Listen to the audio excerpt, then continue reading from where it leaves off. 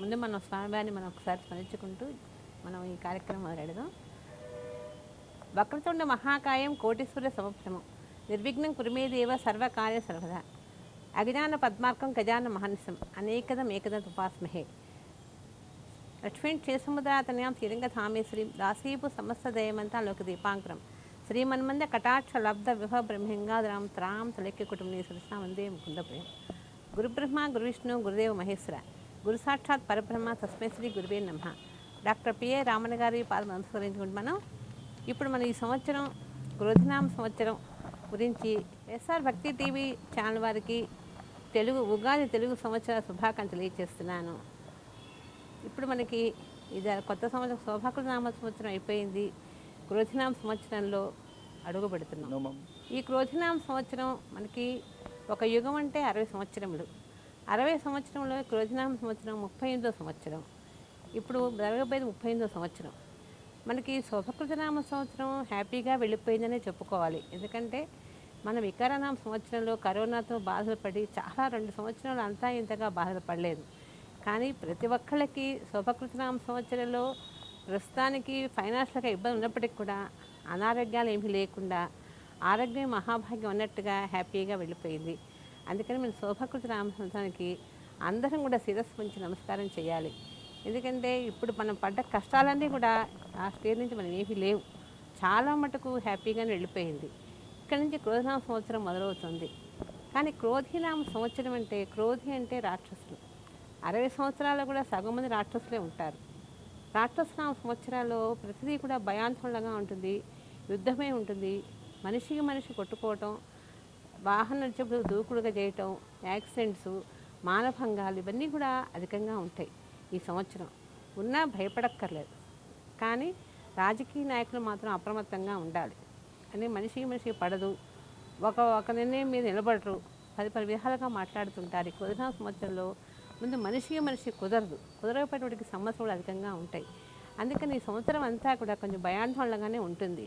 ఈ భయాందోళనగా ఉంది కదా అని చెప్పి మనం చేసే పరిపాలన జాగ్రత్తగా చేసుకున్నట్టయితే అన్ని విధాలు బాగుంటుంది. అయితే ఈ క్రోధినామ మనం పంచాంగం అంటే ఏంటి? తిథి, వార, నక్షత్రం అన్నీ యోగము కరణము తెలిసేదే పంచాంగం. ఈ పంచాంగంలో ప్రతిదీ కూడా నిగూఢంగా ప్రతి విషయాన్ని మనం ధృవీకరించుంటుంది. ఈ పంచాంగం కూడా పూర్వకాలంలో ఆర్యభట్ట, భాస్కరాచార్యులు మొదల వీళ్ళందరూ కూడా లీలావతి గణం ఆధారం చేసుకొని కాలమాన చక్రాన్ని బట్టి మనకి కాల నిర్ణయం చేసేవాళ్ళు.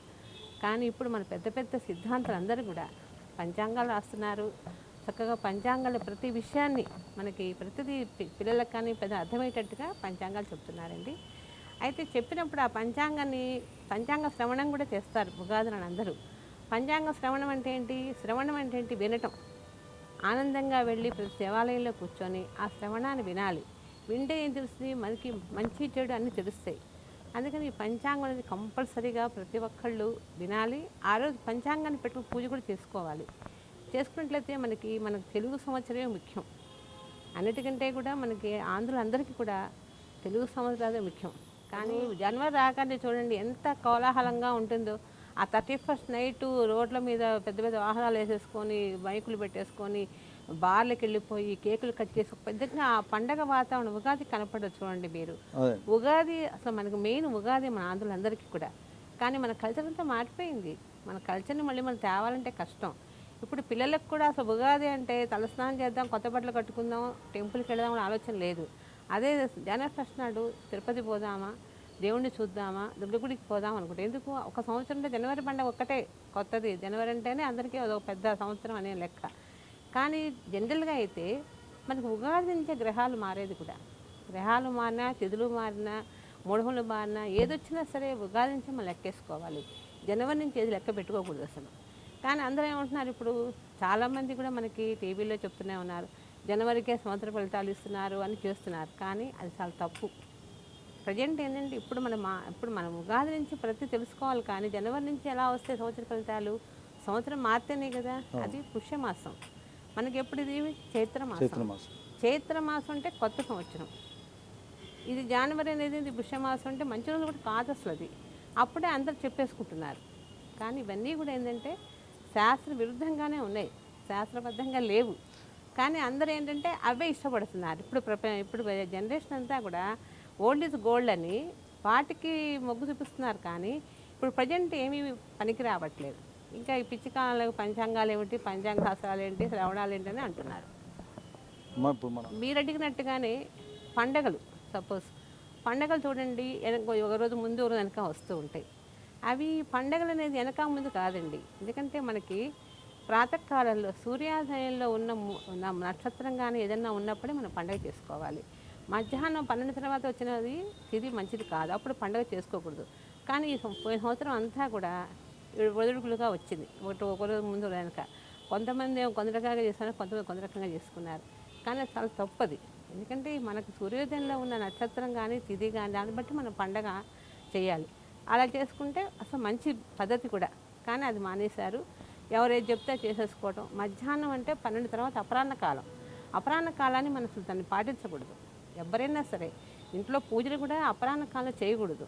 11 గంటల్లోపు చేసుకుంటేనే మంచిది. అది పెద్దలు చెప్పింది, మనం చెప్పింది సిద్ధాంతం అనేది పూర్వం నుంచి వచ్చినవే. కానీ ఇప్పుడు ఎవరు పాటించట్లేదు అని పక్కన వారేశారు. కాబట్టి ఇంత అరాచకాలు అవి పెరిగిపోయినాయి మన దేశంలో. రాను మనిషి కూడా కొద్ది రోజులు వచ్చేసాయి. ఇప్పుడు మనకి మేలో కత్తెర వస్తుందండి. కత్తెర అంటే చిన్న కత్తెర, పెద్ద కత్తెర అంటారు. అది వైశాఖ మాసంలో వస్తుంది. జనరల్గా వైశాఖ మాసంలో ఎండలు విపరీతంగా ఉంటాయి, దుమారాలు గాళ్ళు ఎక్కువగా ఉంటాయి. అసలు శాస్త్రం ప్రకారం ఆ దుమారాలు ఉన్నాయని ఏం చేశారంటే అప్పుడు కత్తెర అని పెట్టారు. ఇప్పుడు మనం స్లాబ్ వేస్తుంటే పడిపోతుంది, గాలికి ఉండదు కదా, అది ప్రకృతి వైపరీత్యం.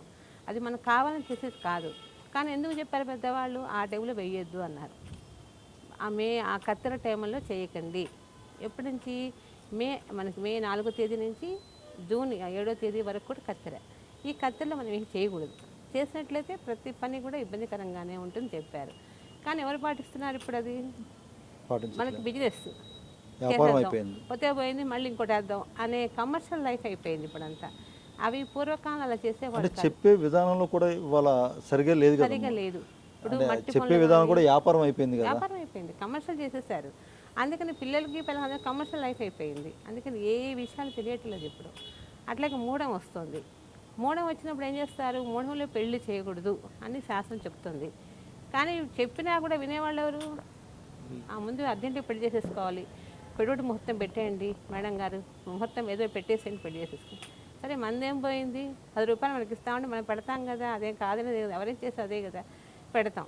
కానీ అది ముహూర్తం స్టాండర్డా? 3-4 రోజులకి మళ్ళీ కొట్టుకోవడం సావడం. ముహూర్త బలం కనుక గట్టిగా ఉంటే హ్యాపీగా ఉంటారు లైఫ్.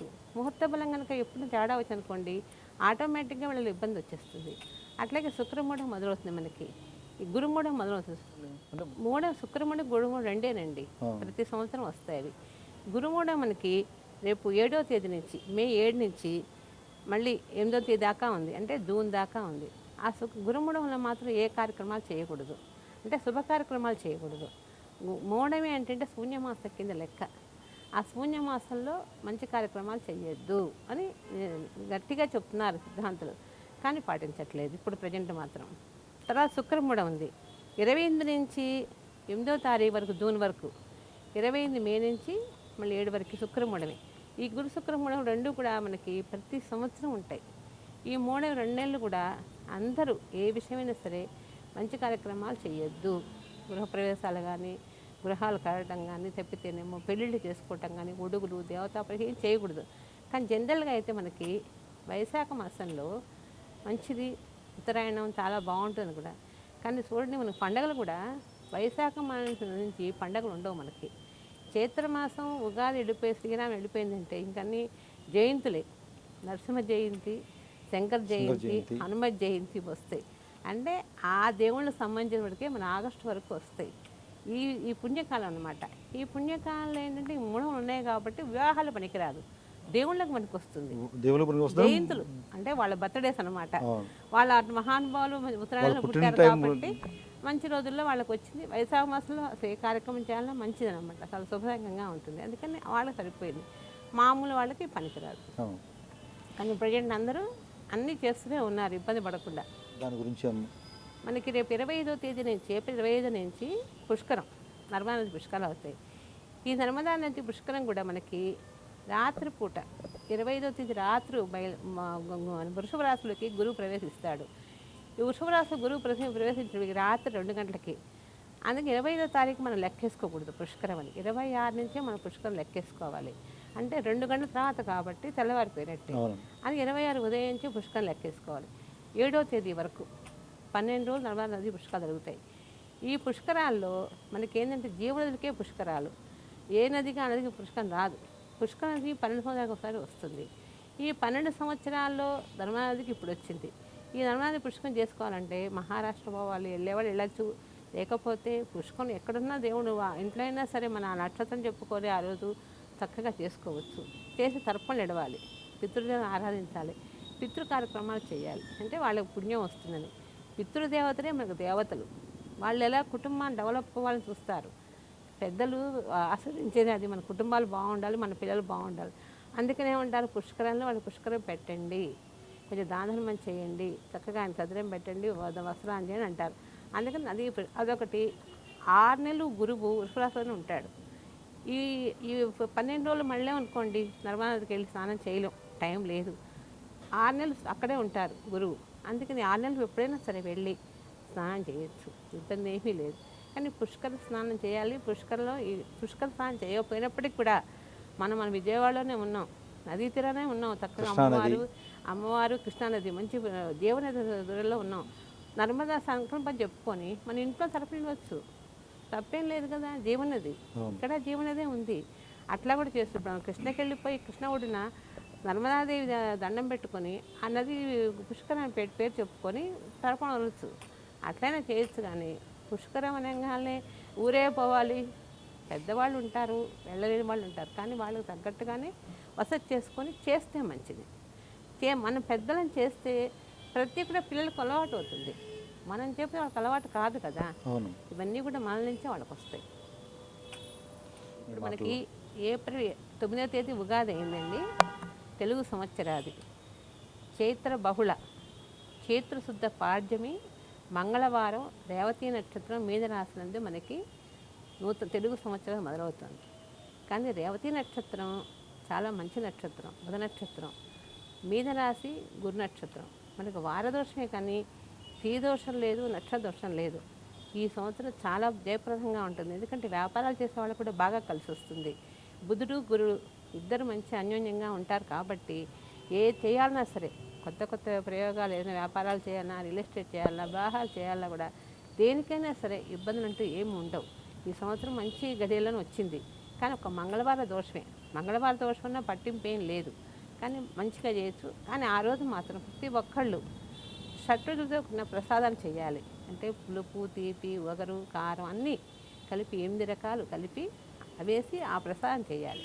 ఆ ప్రసాదం చేసి దేవుడికి నివేదన చేయాలి. చేసి మనం తినటం కాదు, చుట్టుపక్కల వాళ్ళు కూడా ప్రసాదాన్ని పెట్టాలి. పెట్టినప్పుడే ఆ ఉగాది అంటే ఆ షట్రులు ఎందుకు పెడుతున్నామంటే మనలో కామ, క్రోధ, లోభ, మధమాచార్యం ఎన్నో ఉంటాయి. వాటికి అన్నిటికీ అనుగుణంగా ఏ ఇబ్బందులు లేకుండా స్వామి చూడు, మాకు ఏ సమస్యలు రాకూడదని ఆ ప్రసాదాన్ని స్వామికి నివేదన చేస్తున్నాం. ఇప్పుడు మామిడి పళ్ళు సీజన్, మామిడి పళ్ళు సన్నటి వస్తాయి.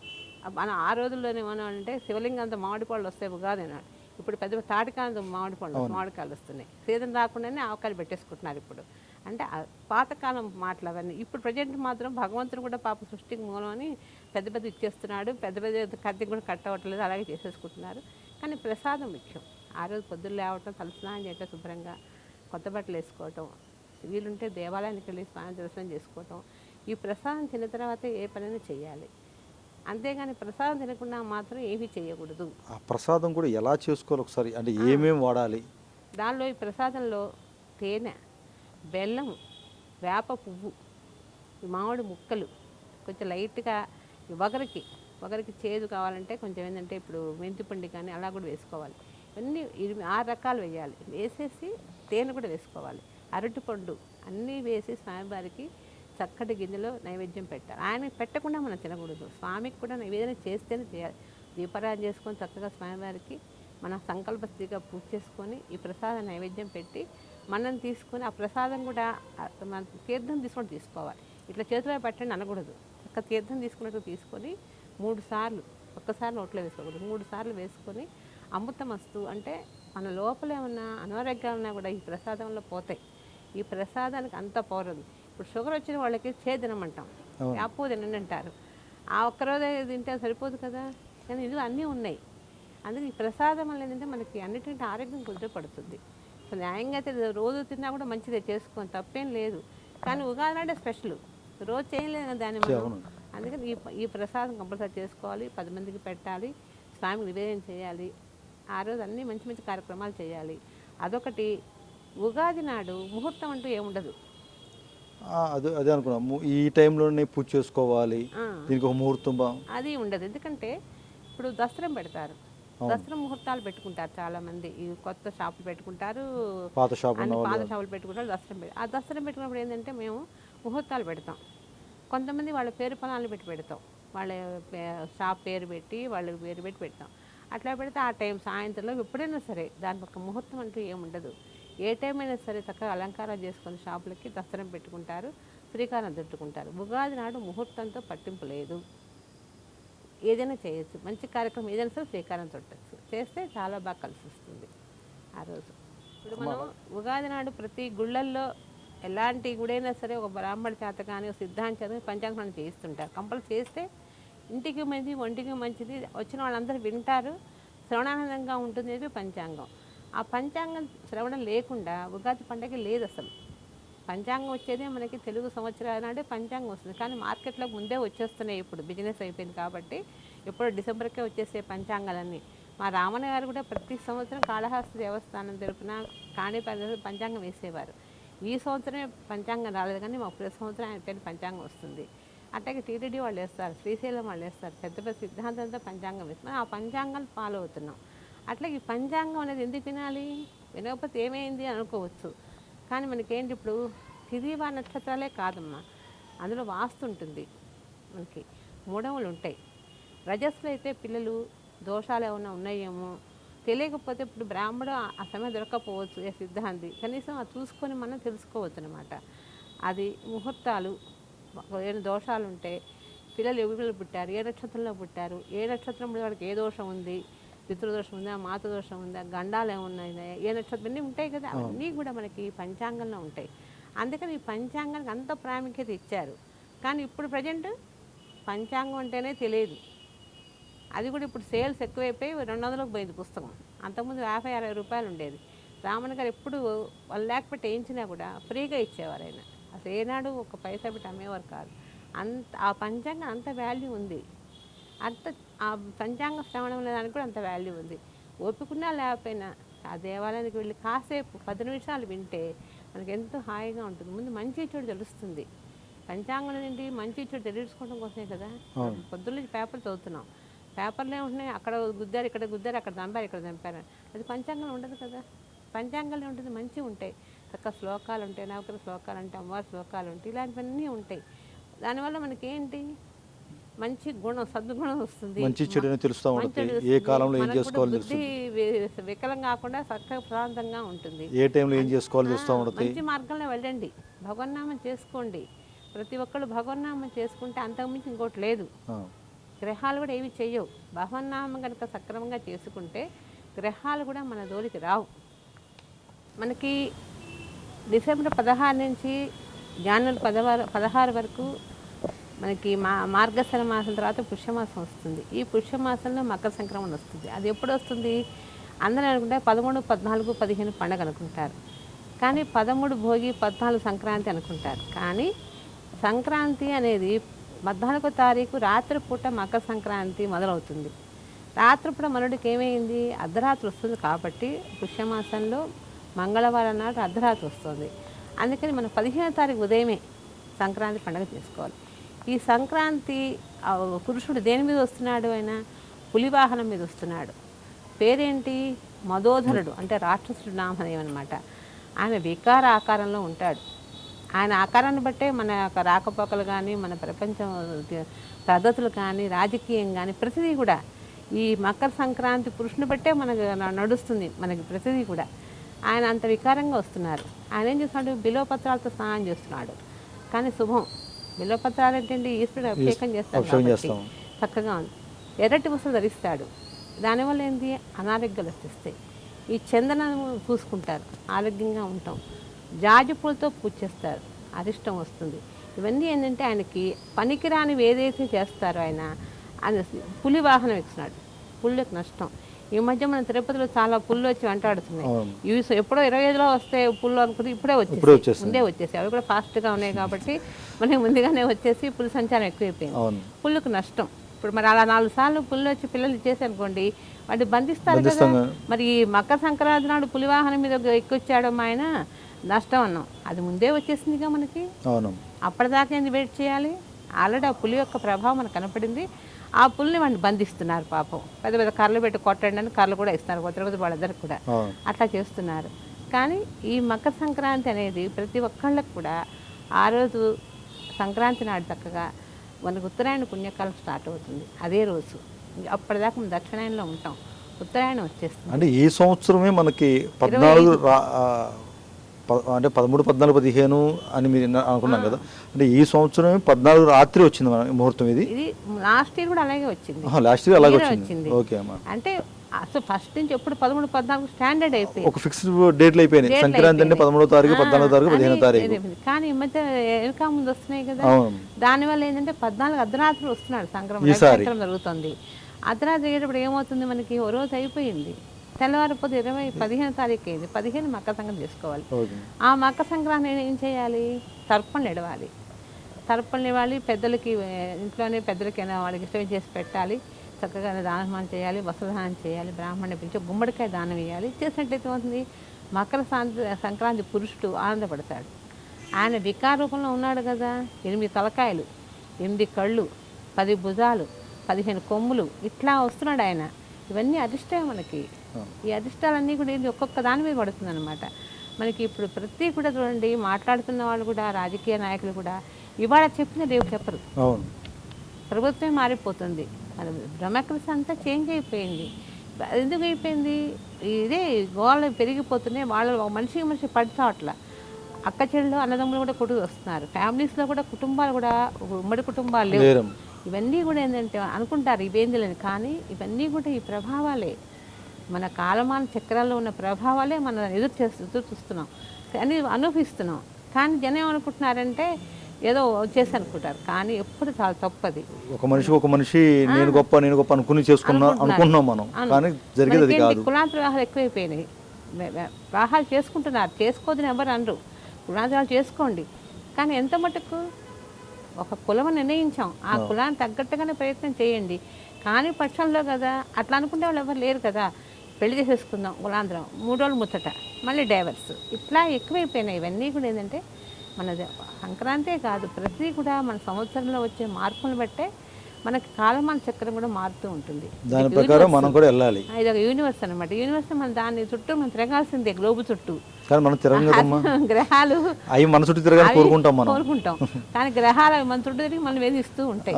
అది ఇప్పుడు మనకి ఈ సంవత్సరం నవనాయకులు 9 మంది కూడా ఒక్కొక్క నక్షత్రం, ఒక్కొక్క గ్రహం, ఒక్కొక్క అధిపతి. ఇప్పుడు రాజు వచ్చి కుజురైనాడు. ఈ కుజురవటం వల్ల ఏమవుతుంది? కుజుడు ఉద్రేకారకుడు. ప్రతి ఒక్కరికి కోపం పెరిగిపోతుంది. ప్రతి విషయంలో మాటకు మాట కుదరకపోవటం, ప్రతి చిన్న విషయాన్ని కొట్టుకోవటం, అవన్నీ ఎక్కువగా ఉంటాయి. ధరలు పెరిగిపోతాయి. ఆ ధరలు కూడా ఎరుపు ధాన్యాలు విపరీతంగా పెరిగిపోతాయి. వ్యాపారస్తులు ఇబ్బంది పడుతూ ఉంటారు. ప్రతి విషయానికి కూడా ఇంట్లో కూడా, కుటుంబంలో కూడా కలహాలు అవి ఎక్కువగా ఉంటాయి. రాజు మంచి యోగంలో ఉన్నాడు అనుకోండి, అన్నీ బాగానే ఉంటాయి. రాజే కుజురైనాడు. కుజురంటే ఎవరు? ఉద్రేకకారకుడు. ప్రతి విషయానికి ఉద్రేక, బీపీ వచ్చిందంటే కుదిరే మనకు కాలం అనుకుంటాం. అట్లాగే కుజుడి వల్ల మనకు అన్ని సమస్యలే వస్తాయి. అది కూడా పంటలకి తెగుళ్ళు వస్తాయి. అంటే మంచి పంట వచ్చే సమయానికి పురుగు పట్టేస్తుంది. పురుగు పట్టేసి పంట నాశనం అయిపోతుంది. రైతులేమో ఇబ్బందులు పడుతూ ఉంటారు. ఈ రాజు వల్ల మనకి కుజుడు, రాజు అనే వాడికి కుజుడు అధిపతి. ఈ కుజుడు అధిపతి ఇవన్నీ అరిష్టాలు అన్నమాట. అందుకని ఏం చేస్తారు? జాగ్రత్తగా ఉండండి అని చెప్తాం. ఇప్పుడు మనం ఇప్పుడు ఒక పార్లమెంటే ఉంది సపోజ్. పార్లమెంట్లో మినిస్ట్రీ పనులు ఒక్కొక్కరికి ఒక్కటి ఇస్తాం, ఒక్కొక్క వింగ్. అట్లాగే మన ఈ జ్యోతిష్యంలో ఏమంటుందంటే నవనాయకులు అనేవాళ్ళు ఒక్కొక్క వింగు. అదేమో పార్లమెంటు, ఇదేమో నవనాయకులు, గ్రహాలు, గ్రహ సంచారం అంటున్నాం. అంతే తేడా. ఇది పూర్వం నుంచి ఉంది, ఇది మధ్యలో వచ్చింది, అంతే. మనకి డిఫరెన్స్ ఏం లేదు. అంటే కాలమాన ప్రకారం అంటే అప్పటి కాలంలో ఈ నవనాయకులు వీళ్ళందరూ దీని ప్రకారంగానే ఇప్పుడు మంత్రులు ఇప్పుడు మనకేంటంటే ఈ శాఖ మంత్రి ఆ శాఖ మంత్రి అని డిబేట్ చేస్తున్నారు, ఎవరు ఇష్టం వచ్చిన వాళ్ళు పరిపాలన చేసుకుంటున్నారు. కానీ ఆ రోజుల్లో ఏంటంటే మనకి వర్షాలు ఎప్పుడు వస్తాయి, ఈ కుజుల వల్ల ఏంటి ప్రభావం, పంటలు ఎలా ఉంటాయి అవి చూసుకుంటేవాళ్ళు. కానీ ఇప్పుడు అది లేదుగా మనకి. అలాగే మనకేంటి రాజు కుజుడైనాడు కాబట్టి కొంచెం ఇబ్బంది, కోర్టుకు వ్యతిరేకంగా తీర్పులు రావటం, కొంతమందికి జైలు పాలు అవ్వటం, అనవసరంగా ఇబ్బందులు పడటం చాలా ఎక్కువగా ఉంటాయి కుజుల వల్ల. తర్వాత మంత్రి శని అయినాడు. శని ఎవరు? శని అన్నిటికీ ఇబ్బంది పెట్టే మనిషే. కానీ మంత్రి శని దేశంలో అరాచక విపరీతంగా ఉంటుంది, శాంతి భద్రత ఉండవు, రవాణా ట్రాన్స్పోర్ట్ రంగాల వాళ్ళకు కూడా చికాకులు వస్తాయి, ప్రతి వ్యాపారస్తులకు కూడా ఆర్థికంగా ఇబ్బంది పడుతూనే ఉంటాడు. ఇబ్బంది పడ్డప్పటికి కూడా మిశ్రమంగానే ఉన్నా కూడా ముందు డబ్బు సమయానికి అందదు, రుణ విభాగాలు ఎక్కువైపోతాయి, రుణాలు తీర్చుకోవాలన్నా కూడా రుణం తీర్చుకోలేరు అనమాట. ఈ సమస్యని మంత్రి శని అన్నాడు కాబట్టి మనకి ప్రతి కూడా వస్తాయి. సైన్యంలో సైనాధిపతులు, సైన్యం వెళ్తే సైనికులు అలాంటి వాళ్ళకు కూడా సరైన ఇది శాంతి భద్రత ఉండే వాళ్ళకు కూడా రక్షణ కోల్పోతారు, రక్షక భటులకు కూడా ఇది ఉండదు, ప్రశాంతత ఉండదన్నమాట. ప్రతిదీ కూడా చికాకుగానే ఉంటాడు ఈ మంత్రి శని వల్ల. తదుపరి ఈ సైనాధిపతి కూడా శనే మళ్ళీ అని శని ఆయన. ఈ శని ప్రజల్లో అకారణ భయాలు అంటే తెలియకుండా భయం వచ్చేస్తుంది, ఆందోళనలు వచ్చేస్తుంటాయి, ఉన్నట్టుండి దుమారం వచ్చేస్తుంది, ఉన్నట్టుండి తుఫాన్లు వచ్చేస్తాయి, భూకంపాలు వచ్చేస్తాయి. ఇవన్నీ ఏంటంటే సైనాధిపతి అనమాట. ముందుగానే మెరిపించేస్తూ ఉంటాడు, ఉరుములు మెరుపులు. ఏంటి అకాల వర్షాలు అంటాం మనం. అకాల వర్షం ఎందుకు వస్తుంది? అసలు కాలానికి ఇప్పుడు ఇదే సీజన్ ఉంది, అసలు ఎండాకాల వర్షాలు అనుకుంటాం, అలాగే అట్లా వస్తాయి అన్నమాట. వర్షాలు ముందు రావాల్సింది చేసి తర్వాత వస్తాయి, రావాల్సిన టైంకి రావు, నైరుతి ఋతుపవనాలు వస్తున్నాయి అంట వెనక్కి వెళ్ళిపోతాయి. దానివల్ల శని దానికి అధిపతి మనకి. తర్వాత సస్యాధిపతి మళ్ళీ కుజుడు. సస్యాధిపతి ఎవరు? అది ప్రజలకి, నాయకులకి, అందరికీ కూడా చికాకు విపరీతం అనమాట. అట్లా ఇట్లా కాదు వాళ్ళకి. బలస్మరణ అంటే బలవంతంగా చంపుకోటాలు, మానభంగాలు, స్త్రీ హత్యలు, మారణ హోమాలు విపరీతంగా ఉంటాయి. ఇవన్నీ కూడా ఎదుర్కోవాలి మనం, తప్పదు. ఈ సంవత్సరమే క్రోధనామ సంవత్సరం. ఈ క్రోధనామ సంవత్సరమే రాక్షసనామ సంవత్సరం. ఈ రాక్షస సంవత్సరంలో అధిపతులు కూడా అలాగే ఉన్నారు ఎక్కువ భాగం. అందుకని సంవత్సరాన్ని కూడా మనం ఫేస్ చేయాల్సిందే. ఫేస్ చేసి ముందుకెళ్ళి అని మనోధైర్యంగా వెళితే హ్యాపీగా ఉంటుంది. మనకి ధాన్యాధిపతి చంద్రుడైనాడు. దేశంలో చక్కటి వర్షాలు పడతాయి, కానీ లంగ్స్ ప్రాబ్లమ్స్ చాలా బాగా వస్తాయి అందరికీ. జలుబు, దగ్గులు ఎక్కువ వస్తాయి. ఈ కూలు తినేవాడికి ఎక్కువగా వస్తాయి అన్నమాట లంగ్స్ ప్రాబ్లమ్స్. టీబీ ఇట్లాంటివి కూడా వస్తాయి చాలామందికి. అనారోగ్యాలు బాగా సృష్టించుకుంటాయి. భార్యాభర్తలు కూడా అన్యోన్య జీవితం గడుపుతున్నాం అనుకుంటారే కానీ సమస్యలు బాగా వస్తాయి. ఇవన్నీ కూడా ఈ చంద్ర ప్రభావం వల్లే. చంద్రుడు మనఃకారకుడు. ఈ చంద్రుడు మనక్కాడు కాబట్టే ప్రతి విషయంలో కూడా మాట కుదరదు. ఒక మాట భర్త అంటే 2 మాటలు భార్య అంటుంది, అట్లా తనుకుంటూ ఉంటారు. రాజకీయ నాయకుల్లో కూడా అంతే, నువ్వు ఒకటి ఉంటే నేను ఒకటి అంటూ ఉంటారు. ప్రతిదీ కూడా ఈ చంద్రుడి వల్లే అనమాట మనకి. ఇవన్నీ కూడా సమస్యలు ఎక్కువగా వస్తాయి. వచ్చిన ధాన్యం, బియ్యం, పత్తి, తెల్ల వస్తువులు ఏవైనా సరే ధరలు పెరుగుతాయి. కొంత పెరిగినా కూడా మళ్ళీ కొంతకాలానికి తగ్గుముఖం పడతాయి. కానీ ఎప్పుడు స్టాండర్డ్గానే ఉంటాయి అవి, ఎక్కువ తక్కువ ఏ ఉండవు. వర్షాలు సమృద్ధిగా కురుస్తాయి. లోతట్టు ప్రాంతాలు కూడా కొంచెం ఇదైపోతాయి అన్నమాట. మనకి పశ్చిమ దేశాల్లో ఎక్కువ వర్షాలు, భూకంపాలు వస్తాయి. ఈసారి వచ్చినా అటుపక్కే కానీ నష్టం ఉంటే మన ఆంధ్రాకి ఏమి ఉండదు. ఇలాగే ఎండలు వస్తూనే ఉంటాయి, వర్షాలు వస్తాయని ఎదురు చూస్తూ ఉంటాం మన విజయవాడ ప్రజలు. కానీ వర్షం రాకుండానే కాలం గడిపిస్తూ ఉంటాం ఉషు అనుకుంటూ ఏసీ వేసుకొని. ఇది ఈ చంద్రుడు అనమాట. ధాన్యాధిపతి అంటే అన్ని విధాలు కూడా బాగుంటుంది, ఇబ్బంది ఏమి ఉండదు. తర్వాత అర్ఘ్యాధిపతి శని. అర్ఘ్యం అంటే ఏంటి? నీళ్ళు వదలటం. ప్రతి దానికి నీళ్ళు వస్తున్నాడు శని ఆయన. ఆ శని వల్ల ఏమవుతుంది? ప్రతి వస్తువు ధర పెరిగిపోతుంది. బొగ్గు, ఇనుము, కంకరు, నూనె ఇట్లాంటివన్నీ కూడా రేట్లు పెరిగిపోతాయి. వర్తకులు రేట్లు పెరిగే కొద్దీ వాళ్ళు మార్కెట్ బాగుంటుంది, కానీ మిడిల్ క్లాస్ ఫ్యామిలీస్ ఈ తారస్థాయి రేట్లు చూసి మానసికంగా బాధపడిపోతూ ఉంటారు, సమస్యలు ఎదుర్కొంటూ ఉంటారు. కానీ ఇది తప్పదుగా. పంట వచ్చినప్పటికి కూడా రైతులకి చేతికి అందదు. అందే లోపల ఈ వ్యాపారస్తులు పైకి వచ్చేస్తారు, వీళ్ళు గుంజుకుంటారు వ్యాపారం, వీళ్ళు డౌన్ అయిపోతూ ఉంటారు. ఈ శని వల్ల అనమాట. వ్యాపారాలు అన్నీ బాగానే ఉంటాయి. అగ్ని ప్రమాదాలు విపరీతంగా ఉంటాయి. అగ్ని ప్రమాదాలు ఇళ్లలో కూడా గబక్కలు గ్యాస్ ఆన్ చేసి వెళ్ళిపోతారు, తెలియదు. ఉరిశిక్షలు, కొంతమంది పిల్లలు అఘాయిత్యాలు చేసుకోవటం, ఇవన్నీ కూడా ఈ సంవత్సరం ఈ శని అర్ఘ్యాధిపతి అవటం వల్ల జరుగుతాయి. అది కొంచెం జాగ్రత్తగా ఉండాలి. ఈ మేఘాధిపతి శని అయినాడు, మేఘాలన్నీ వర్షం వచ్చినట్టే కనపడుతుంటాయి. పాపం ఆధిపత్యం వస్తున్నాడు కదా పాపం, ఉరుములు మెరుపుతో వచ్చేసి ఒక పెద్ద వర్షం వచ్చేసినా మనం ఆనందపడుతూ ఉంటాం, కానీ ఒక వర్షం పడదు.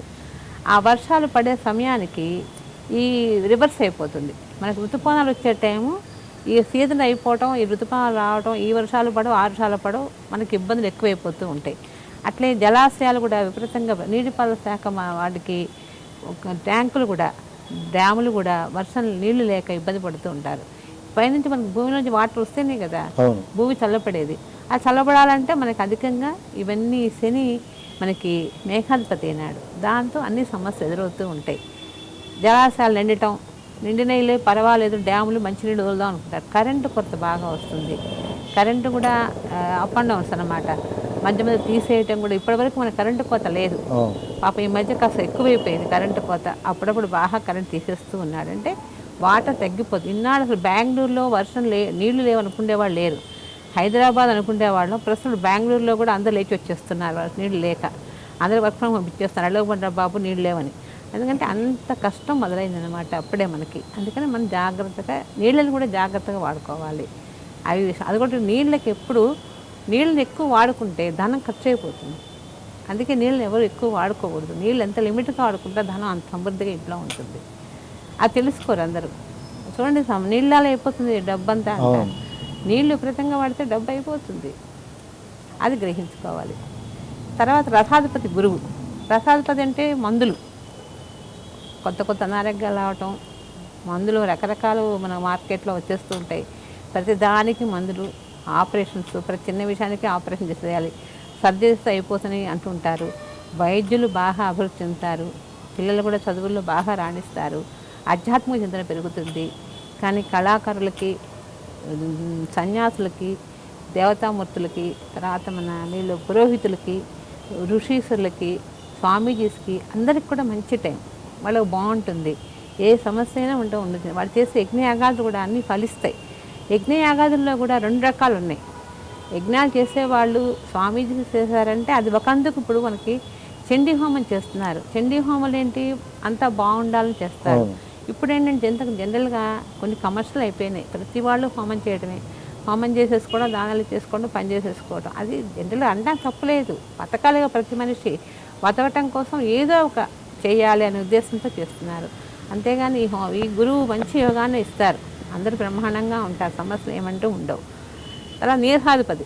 నీరసం అంటే ఏంటి, మనిషికి నిలువెల్లా నీరసం, కుజుడు. ఈ కుజుడు వల్ల ఏమవుతుంది, ప్రతి కూడా మనకి చందనం, అగరబత్తి, కర్పూరం ఇట్లాంటి వస్తువులు సామాన్య ధరల కంటే మితిమీరిపోతాయి. నిత్యంలాగానే కర్పూరం కావాలి, అగరబత్తులు కావాలి, అగ్గిపెట్టలు, ఇవన్నీ లేకుండా దేవుడు పూజ చేయలేదు కదా. అవి రావాలంటే కుదరదు, కొంచెం రేట్లు పెరుగుతాయి. ప్రతి కుటుంబంలో కలహాలు కూడా విపరీతంగా పెరిగిపోతాయి. అన్నదమ్ములు, అక్క చెల్లెళ్ళు ఉన్న వాళ్ళు ఎన్ని సంవత్సరాల నుంచి ఒకటిగా ఉన్నవాళ్ళు కూడా విడిపోతారు. విడిపోయి కొట్టుకోవటం. ఆడపిల్లలు అయితే పెళ్లి చేసుకుంటారు, అబ్బాయిలు అమ్మాయిలు హ్యాపీగా ఉందని అనుకుంటారు, కానీ వాళ్ళకు కూడా మాట పడక విడిపోవటాలు, అండర్స్టాండింగ్స్ లోపం విపరీతంగా ఉంటుంది అనమాట. దాంతో చాలా సమస్యలు వస్తాయి. ఇవన్నీ కూడా మనకి ఏంటంటే నవనాయకులు ఒక్కొక్క ఆధిపత్యం వల్ల మనకు జరిగే ప్రలాభాలు అనమాట. వాటిని చూసుకుంటూ భయపడకూడదు, మనం చేసే పని మనం చేసుకోవాలి. ఇప్పుడు ఈ సంవత్సరం గ్రహణాలు మనకు నిజంగా 4 గ్రహణాలు ఉన్నాయి. ఈ సంవత్సరం 2 ఉన్నాయి, నెక్స్ట్ ఇయర్ 2 ఉన్నాయి, 25 2 ఉన్నాయి, 24 2 ఉన్నాయి. కానీ గ్రహణాలు మనకి ఎక్కడా కనపడదు, చూసాయి కూడా మనకు లేదు. కానీ గ్రహణం రాకుండానే మన వాళ్ళు పాపం టీవీల్లో వాటిలో గ్రహణం అని జనాభాను భయపెట్టేస్తారు, చాలా భయపెట్టేస్తారు. ఈ టైంలో కూడా ఈ గ్రహణం వస్తుంది, చెయ్యాలి, అలా చేస్తే మంచిది, ఎలా చేస్తే ముందుగానే అనౌన్స్ చేసుకుంటూ వస్తారు. కానీ గ్రహణం మనకు కనపడదు కదా. కానీ మొత్తం ప్రపంచం మొత్తం ఒకటే, కానీ మనకు కనపడితేనే మన శాస్త్రాన్ని పాటించాలి. మనం కనపడినప్పుడు దాని గురించి ఇప్పుడు మనం చేసే పనిలో అది అవుతుందంటే చేస్తాం, కాదంటే చేయం కదా. అట్లాగే గ్రహణాలు కూడా మనకు కనపడి ఇతర దేశాలకు కనపడతాయి. వాళ్ళు ఏమనుకుంటారు, వాళ్ళ గ్రహణం పట్టించుకోరు, అది మన వాళ్ళని పట్టించుకుంటాం. అక్కడ వచ్చిన మన వాళ్ళు పట్టించుకుంటున్నారు పాపం. ఇప్పుడు పొద్దున వచ్చినప్పటి నుంచి మేడం గారు గ్రహణం వచ్చేసింది, ఏం దానాలు చేయాలి, ఈ నక్షత్రం వచ్చినాయి అంటూ ఉంటారు. కానీ అది కనపడకపోయినా సరే, మొన్న వచ్చిన 2 గ్రహణాలు మరి కనపడకపోయినా అందరూ చేశారుగా.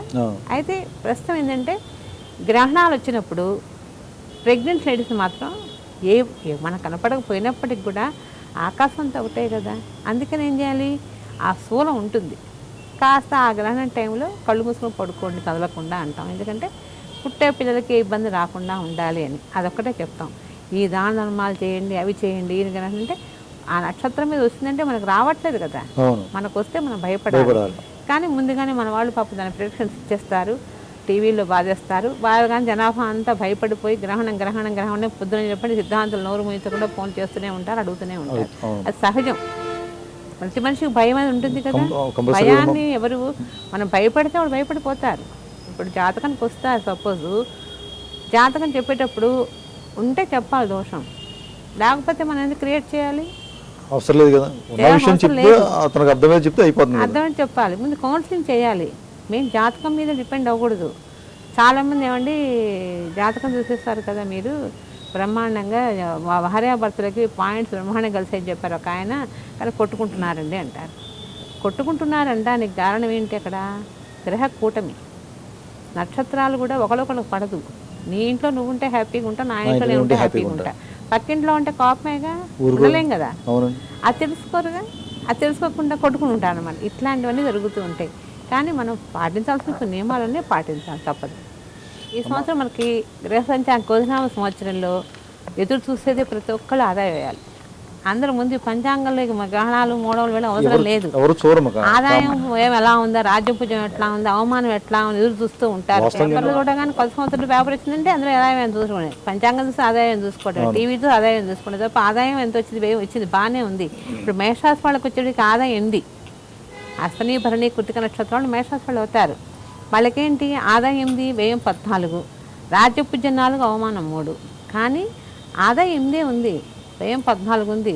మరి ఆదాయాన్ని బట్టే మనం ఖర్చు పెట్టుకోవాలి. అంతేగాని ఆదాయం లేకుండా ఏం ఖర్చు పెట్టుకుంటే అది ఎవరు ఫాల్టు, మన ఫాల్టే. మేషరాశి వాళ్ళకి గ్రహ అనుకూలంగానే, గురువు మంచి యోగంలో ఉన్నారు, రాహు కేతు వల్ల మిశ్రమ ఫలితంగా ఉంది వాళ్ళకి. కానీ టైం చాలా బాగుంది, లౌక్యంగా ఉండాలి, మంచి పద్ధతిగా ఉంటారు, శుభ కార్యక్రమాలు చేస్తారు, గృహాలు కూడా కొత్త గృహాలు కొనుక్కుంటారు, గృహోపకరణ వస్తువులు కొనుక్కుంటారు, అన్నీ బాగుంటాయి. వాళ్ళకంటే ఇబ్బంది ఏమీ లేదు. మేషరాశి వాళ్ళకి చాలా టైం చాలా బాగుంది కాబట్టి వాళ్ళు భయపడక్కల. ఇప్పుడు రాజ్య పూజ 4 అనుకోండి, 10 మంది గొప్పగా చెప్పుకుంటారు. మిగిలిన వాడు కొంతమంది గొప్పగా చెప్పండి ఇంకోటి తిట్టుకుంటారు, అసహజం అది. ఇప్పుడు రాజ్యపూజ 4, అమ్మో బ్రహ్మాండంగా ఉన్నాను, ఒక్కడేగా తగ్గింది, అవమానం, 3 ముగ్గురు తిడతారు, 4 బాగుంటారు. ఏమైంది, అడ్జస్టబుల్ ఏంటాలు నేర్చుకోవాలి. ఇప్పుడు అదే పట్టుకొని మనకు అబ్బో రాజ్యపూజ బాగాలేదు, అవమానం, ఆదాయం ఎంత ఉంది, తక్కువ అని ఆ ఫీలింగ్ రాకూడదు. మనం కష్టపడాలి, సంపాదించుకోవాలి, జాగ్రత్త చేసుకోవాలి. మనీని వచ్చిన దాన్ని జాగ్రత్త చేసుకొని ఇన్ఫ్లుయెన్స్ చేసుకుంటే మేషరాశి వాళ్ళకి బ్రహ్మాండంగా ఉంటుంది. టైం చాలా బాగుంది వాళ్ళకి. వాళ్ళు ఏం చేయాలి, చక్కగా దాసాంజనేయ స్వామిని పూజ చేసుకోవాలి. ఎరుపు వర్ణంతో స్వామివారి సింధూరం పెట్టి పూజ చేసుకుంటే వాళ్ళకి ఏ సమస్యలు అంటూ ఉండవు. అంటే వాళ్ళకి మేషరాశి కుజుడు అధిపతి. ఈ కుజుడి వల్ల ఏంటంటే ప్రతిదానికి టెన్షన్స్, కోపం పెరిగిపోతూ ఉంటుంది. అంటే రాశి మొత్తానికి నక్షత్రాలు ఒక్కొక్క నక్షత్రం ఒక అధిపతి ఉంటాడు, అది ఇబ్బంది ఏం లేదు. కానీ రాశి మొత్తం చూసుకోవాలి కదా మనం. అందుకని దాసాంజనేయ స్వామికి వీళ్ళు చక్కగా సింధూరంతో పూజ చేయించుకుంటా, సింధూరం రోజు పెట్టుకోవడం చేసుకుంటే వీళ్ళు బ్రహ్మాండంగా ఉంటుంది, ఇబ్బంది అంటూ ఉండదు. తదుపరి వృషభ రాశి. వృషభరాశికి ఆదాయం 2 పాపం చాలా తక్కువగా ఉంది, వ్యయం 8, సాధ్యపూజం 7, అవమానం 3. అంటే పాపం ఆదాయం చాలా తక్కువగా ఉంది వీళ్ళకి. వృషభరాశి వాళ్ళకి ఏమైందంటే సామాన్యంగా ఉంది సంవత్సరం, అంత గొప్పగా ఏమీ లేదు పాపం. అన్ని విధాల సంకల్పంతో ఓర్పుతో సహనంతో చేస్తుంటారు, చేసిన అనుకున్నది అనుకూలించవు, అనుకూలించేపటికి ఇబ్బందులు పడుతుంటారు. బంధువుల్లో కూడా భేదాభిప్రాయాలు వస్తాయి, భార్యాభర్తలు కూడా ప్రతి విషయాన్ని కొట్టుకుంటారు, ఇంట్లో కూడా పిల్లలు మాట వినరు, పిల్లలు చదువుల్లో కూడా వినరు, మొండితనంగా అనవసర అప్లికేషన్ కాలం ముసా చేస్తూ ఉంటారు. ఈ వృషభరాశి వాళ్ళకి ఆదాయం లేదు. సహజంగా ప్రతి ఒక్కళ్ళకి ఆర్థికంగా బాగుంటే అన్నీ బాగుంటాయి, అది లేదు కదా వీళ్ళకి. లేకపోతే అవే సమస్యలు. ఆ సమస్యలు చూసుకుంటూ కాలం గడిపేదానికంటే సమస్యను పక్కన పెట్టి మనం చేసే పని జాగ్రత్తగా చేసుకుందాం అని అండర్స్టాండింగ్గా ఉంటే హ్యాపీగా ఉంటారు. అది ఈ రోజులో ఎవరికి ఉంది, చాలా తక్కువ, ఎవరికి లేదు. అందరూ ఆలోచిస్తూ ఉంటారు, అలా కాలం గడుపుతూ ఉంటారు. వేసిన గొంగలు వేసిన చోటే అనే సామెత ఉంది సరే, అట్లాగే ఉంటారు. వృషభరాశి అంటే ఎద్దు, దడివాన పడ్డా కూడా అది పోతూ ఉంటుంది పాపం, దానికి ఏమి ఉండదు, అలాంటిది అనమాట ఇది. అందుకని వాళ్ళు ఏం చేయాలి, చక్కగా స్వామివారికి వాళ్ళు శనీశ్వరికి తైలాభిషేకం చేయించుకుంటూ ఉండాలి. చేయించుకుంటే వాళ్ళు చాలా బాగుంటుంది, ఇబ్బంది అంటూ ఉండదు. తదుపరి మిథున రాశి. ఈ మిథున రాశి వాళ్ళకి మనకి ఆదాయం 5, వ్యయం 5 పాపం 2 సమానంగానే ఉన్నాయి. ఇటు డబ్బు సంపాదిస్తారు, ఇటు ఖర్చు పెడతా ఉంటారు, బాధ లేదు. రాజ్యపూజ వచ్చి 3, అవమానం 6. అంటే ముగ్గురు గొప్పగా మెచ్చుకుంటారు, 6 తిట్టేసుకుంటూ ఉంటారు. తిట్టినా బాధలే. వాడికి సంవత్సరం అంతా కూడా శుభాలు కలుగుతాయి. మిశ్రమ ఫలితంగానే ఉంది, ఇబ్బంది అంటూ ఏం లేదు. కొత్త ప్రయత్నాలు చేస్తారు, ప్రణాళికలు వేస్తారు, గృహాలు కొంటారు, అన్నీ ఫలిస్తాయి. వివాహాలు కాని వాళ్ళకు వివాహాలు అయిపోతాయి. నిరుద్యోగులు కూడా ఉద్యోగాలు వస్తాయి. వ్యాపారాలు బాగుంటాయి. ఏ సమస్య అంటూ లేదు. ఈ మిథున రాశి వాళ్ళకి అనారోగ్యాలు కూడా చాలా వరకు తగ్గిపోతాయి, ఇబ్బంది అంటూ ఉండదు. వస్త్రలాభం ఉంటుంది, వస్త్ర ప్రాప్తి ఉంటుంది, రుణాలు కూడా తీరుస్తారు, కోర్టు వ్యవహారాలు కొలిక్కి వస్తాయి. ఏ సమస్య లేదు. ఈ సంవత్సరం మిథున రాశి వాళ్ళకి చాలా బాగుంది. కాబట్టి ఈ రాశి వాళ్ళు చక్కగా సూర్యభగవాన్ని ఆరాధన చేసుకుంటే చాలా బాగుంటుంది. సూర్యభగవాన్ అంటే ఇంట్లో సూర్యభగవాన్ ఫోటో ఉండదు కదా. మన పొద్దున నిత్యం కనపడే ప్రత్యక్షతేమో సూర్యభగవానుడే. మనకి పొద్దున్న లేవగానే కాసేపు ఆయన కళ్ళు మూసి స్నానం చేసి ఆయన నమస్కారం చేసుకుంటే చాలు. ప్రత్యక్ష దైవం ఎక్కడో మన ఇంట్లో దేవుడు చూడక్కర్లేదు, మనకు ప్రత్యక్షంగా కనపడతారు సూర్యభగవానుడు. మార్నింగ్ 7 o'clock స్వామివారి 7ంటికి వస్తూ ఉంటే అలా రంగులు కనపడుతున్నాయి. ఆ టైంలో మన కళ్ళకు కూడా ఏదో ఇబ్బంది లేదు, చక్కగా చూడదు స్వామిని. ఆ టైంలో చూస్తే ఎంత హ్యాపీగా ఉంటుంది. కాసేపు దండం పెట్టుకుంటే చాలు ఆయనకి. ఈ రాశి వాళ్ళకి చాలా బాగుంటుంది, ఇబ్బంది అంటూ ఉండదు. తదుపరి కర్కాటక రాశి. కర్కాటక ఆదాయం 14, చాలా బాగుంది వీళ్ళకి. వ్యయం 2 పాపం. అంటే వీళ్ళకి ఏంటంటే ఎంత వచ్చినా కూడా ఖర్చు మిగలదు, ఖర్చు పెట్టేసుకుంటూ ఉంటారు. రాజ్యపుణ్యం 6, అవమానం 6, 2 సమానంగా ఉన్నాయి. పాపం తిట్టుకుంటారు, మంచిగా చూస్తారు, 2 సమానంగా ఉన్నాయి వాళ్ళకి. వీళ్ళ గ్రహాలు కూడా సంచారం అనుకూలంగా ఉంది, ఇబ్బంది అంటే ఏమీ లేదు. కానీ అప్పుడప్పుడు కొంచెం ఆదాయంలో ఎంత వచ్చిందో ఖర్చు కూడా అలాగే చేసేసుకుంటారు, నిలబెట్టుకోరు. జల్సాలు చేసుకోవటం, ఖర్చు ఎక్కువ కనిపిస్తున్నప్పుడు మనకు ఆగదు, జేబుల రూపాయి ఎక్కువ ఉండలేం కదా, ఉండలేదు, ఏదో చేయాలనిపిస్తూ ఉంటాయి. పెద్దవాళ్ళు కనుక మనకి ఏదైనా ప్రాపర్టీ ఇచ్చారనుకోండి, ఆ ప్రాపర్టీని మనం ఏం చేయాలని జాగ్రత్త చేసుకుని ఇంకో 10 రూపాయలు పెంచుకుందాం అనుకోరు పాపం. దాన్ని మనం కాజేసేసుకుందాము, జలసాలు చేసుకుందాం, స్నేహితులతో గ్రహాలు పెట్టుకుంటారు. కొంచెం స్నేహితులతో కూడా అనవసరంగా ఎక్కువ పెట్టుకుంటారు కనెక్ట్.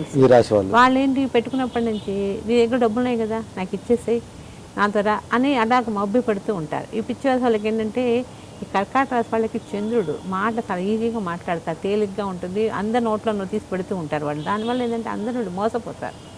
వాళ్ళ దగ్గర మెయిన్ అది గుణం. దాంతో ఇబ్బందులు కూడా ఎదురవుతుంటాయి. ఈ రాశి వాళ్ళు చక్కగా హనుమాన్ చాలీసా పారాయణ, శివారాధన చేసినట్టయితే అన్ని విధాలు బాగుంటుంది, సమస్యలు అంటూ ఉండవు. శివరాశి వాళ్ళకి ఆదాయం 2, వ్యయం 14, రాజ్యపూజ్యం 2, అవమానం 2. ఈ రాశి వాళ్ళకి గోచారం ప్రశాంతంగానే ఉంది, అన్ని విధాలు బాగానే ఉంది. ఇంట్లో కూడా సందడి కానవస్తుంది, ఉద్యోగాలు కూడా మంచి అభివృద్ధి కానవస్తుంది. కానీ ఉద్యోగం పోతుందేమో అనే భయం కూడా పెరుగుతుంది. ఎందుకంటే ఐటీ రంగాల వాళ్ళకి కొంచెం ఇబ్బందులు వస్తున్నాయి ఇప్పుడు.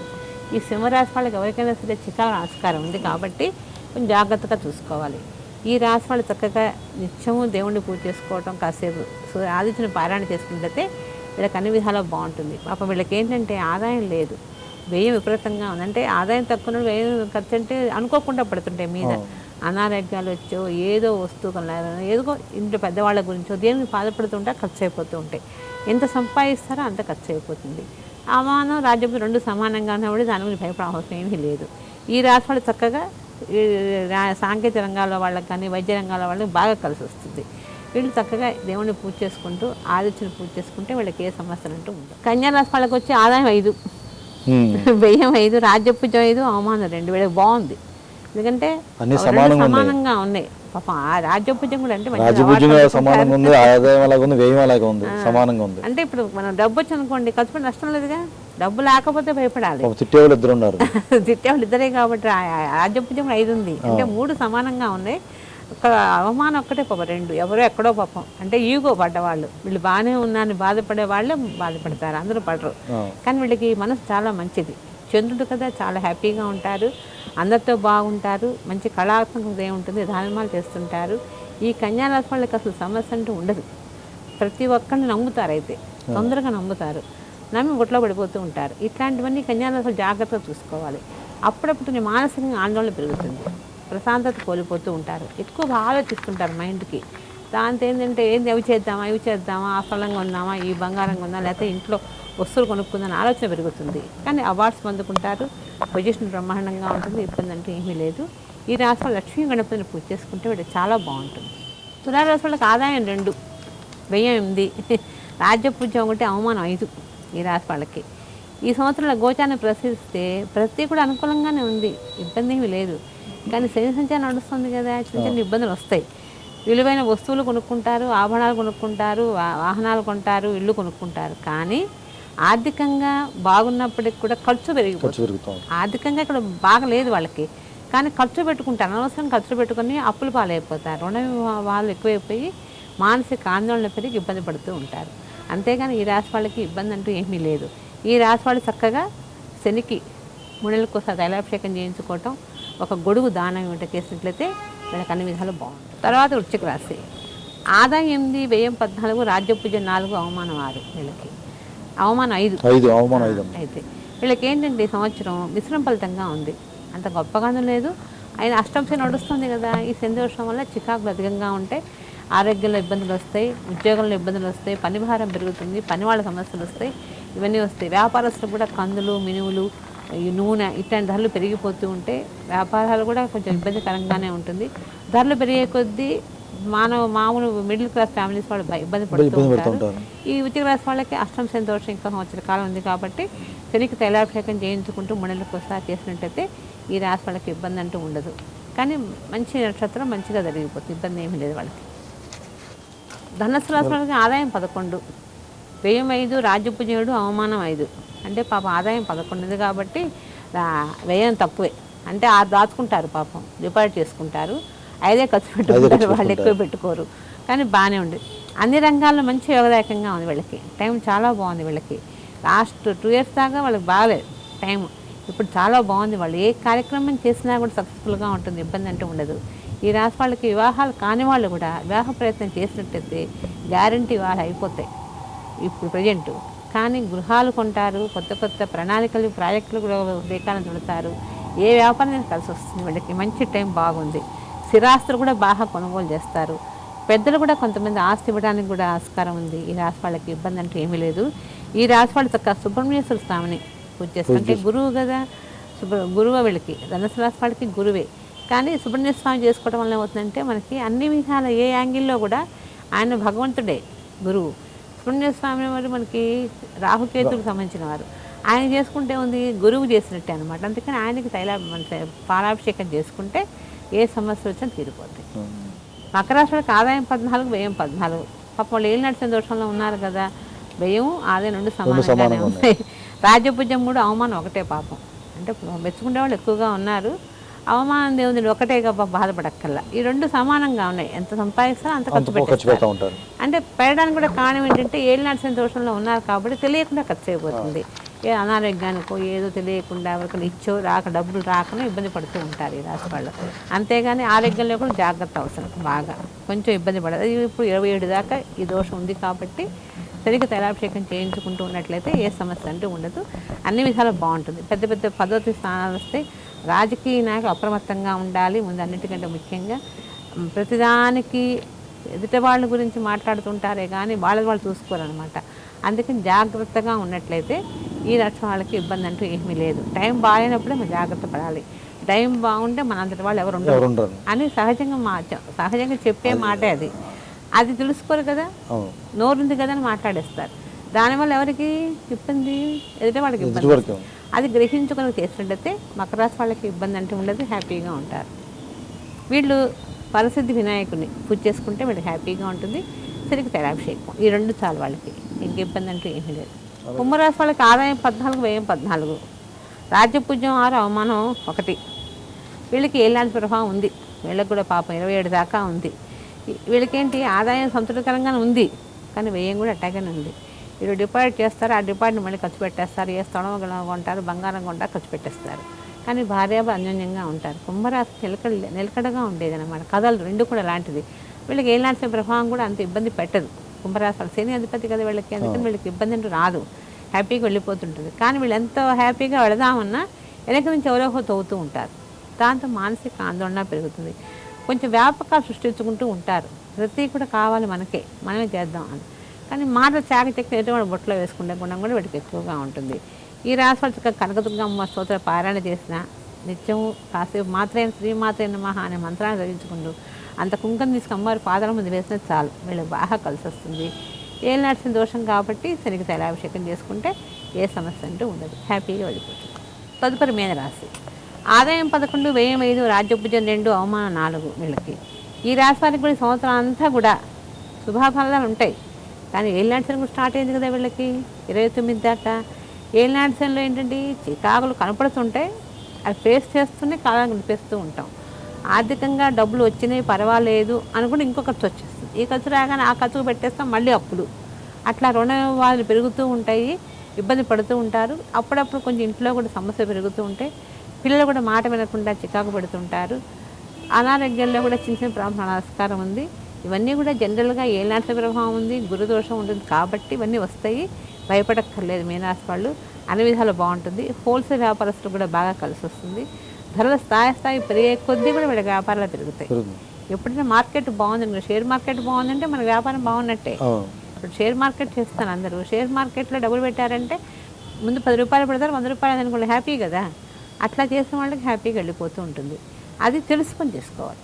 అలా చేసుకుంటే దోషంలో ఉన్నప్పుడు మన మనసు పరిపరి విధాలు పోతూ ఉంటుంది. అది గ్రహించుకోకుండా చేసుకుంటే ఇబ్బందులు వస్తాయి. ఈ మీనరాశి వాళ్ళకు టైం బాగుంది కాబట్టి దోషం ఉన్నా ఇబ్బంది ఏం పడక్కర్లేదు, హ్యాపీగా వెళ్ళిపోతుంది, చేసుకోవచ్చు. వీళ్ళు చక్కగా దేవుణ్ణి హనుమాన్ చాలీసా కానీ పుణ్యస్వామి కానీ పూజ చేసుకోవచ్చు. లేకుంటే దక్షిణామూర్తిని, వీళ్ళకి దక్షిణామూర్తి గురువు కదా, చక్కగా ఆయన ప్రతి గురువారం నాడు శనగలు తీసుకెళ్ళి చక్కగా నానబెట్టి స్వామివారికి నైవేద్యం పెట్టి 10 మందికి పంచితే వీళ్ళకి బాగుంటుంది, ఇబ్బంది అంటూ ఉండదు.